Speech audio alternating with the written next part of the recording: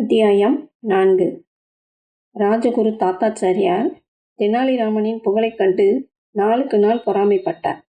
கிருஷ்ணதேவராயர் அவனுக்கு அடிக்கடி விலை உயர்ந்த பரிசுகளை அளித்து வந்தார். அதனால் தெனாலிராமனை எப்படியாவது மன்னனின் கண்களுக்கு சிறியவனாக தெரிய வேண்டும் என்பதற்காக தாத்தாச்சாரியார் யோசனை செய்தார். விடிகாலையில் நீச்சல் அடிக்க நதிக்கரைக்கு செல்வது தாத்தாச்சாரியாரின் வழக்கம். தனது உடைகளை அவிழ்த்தவாறு என்ன செய்யலாம் என்ற யோசனையில் தாத்தாச்சாரியார் இருந்தார். தனது உடைகளை அருகில் இருந்த புதரில் வைத்தார். அப்போது தெனாலிராமன் அந்த வழியை கடக்க நேரிட்டது. அவன் ராஜகுருவை கண்டதும் அருகில் இருந்த புதரில் மறைந்து கொண்டான். ராஜகுரு தண்ணீரில் குளிப்பதை கவனித்தான். அவன் மெல்ல புதரிலிருந்து வெளியே வந்து தாத்தாச்சாரியாரின் உடைகளை எடுத்தான்.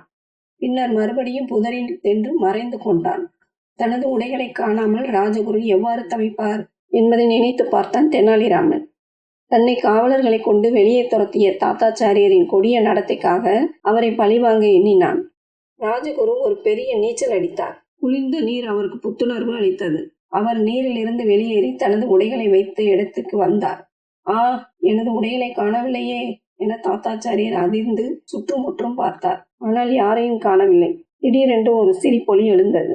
தெனாலிராமன் புதரில் இருந்து வெளியே வந்தார். வணக்கம் ராஜகுரு, தங்களுடைய உடைகளை தேடுகிறீர்களா என அவன் கேட்டான். கவலைப்படாதீர்கள், அவை என்னிடம் உள்ளன. தயவு செய்து அவற்றை என்னிடம் கொடு, எனக்கு சளி நோய் வந்துவிடும் என்று தாத்தாச்சாரியர் கூறினார். நான் கூறுவதை செய்வதாக வாக்களித்தால் உங்களுடைய உடைகளை நான் தருவேன் என்றான் ராமன். சரி, நீ கூறுவதை செய்ய நான் வாக்களிக்கிறேன். யாரேனும் என்னை இந்த அரை நிர்வாண கோலத்தில் காணும் முன்னர் என்னிடம் எனது உடைகளை கொடுத்து விடு என்று தாத்தாச்சாரியர் கெஞ்சினார். என்னை நீங்கள் முதுகில் சுமந்து கொண்டு அரண்மனை செல்ல வேண்டும் என தெனாலிராமன் கூறினார். தாத்தாச்சாரியாரால் தனது காதுகளை நம்ப முடியவில்லை. என்ன நினைத்துள்ளான் தெனாலிராமன்? தயவு செய்து என்னை வேறெதுவும் செய்ய சொல். நான் ராஜகுரு, இவ்வாறு செய்தால் எனது மதிப்பு குறைந்துவிடும் என்றார். எனக்கு கவலை இல்லை, உமது உடைகள் வேண்டுமெனில் என்னை முதுகில் தூக்கி செல்லுங்கள் என்றான் தெனாலிராமன்.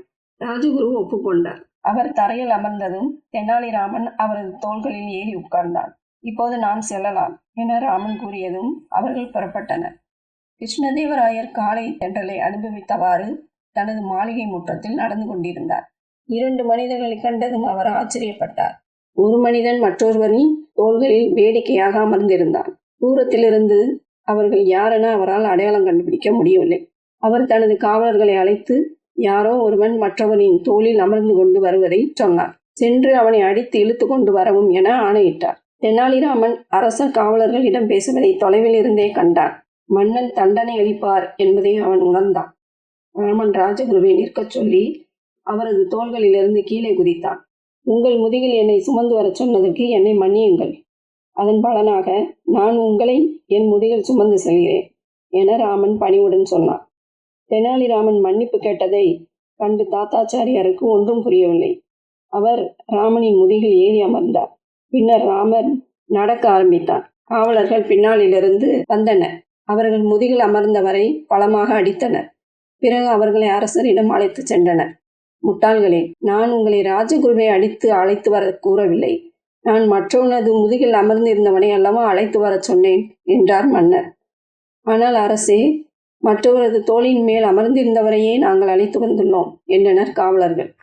இவர்கள் சொல்வது உண்மையா என கிருஷ்ணதேவராயர் ராஜகுருவிடம் கேட்டார். ஆம் மன்னரே, அவர்கள் சொல்வது உண்மையே. நான் ராமனின் முதுகில் அமர்ந்திருந்தேன் என்றார் ராஜகுரு. எனக்கு ஒன்றும் விளங்கவில்லை என்றார் கிருஷ்ணதேவராயர்.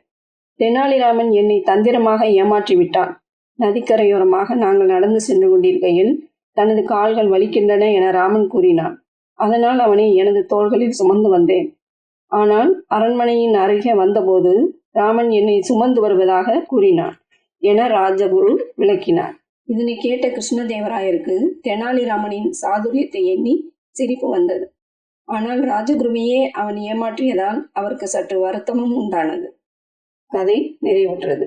நன்றி, வணக்கம்.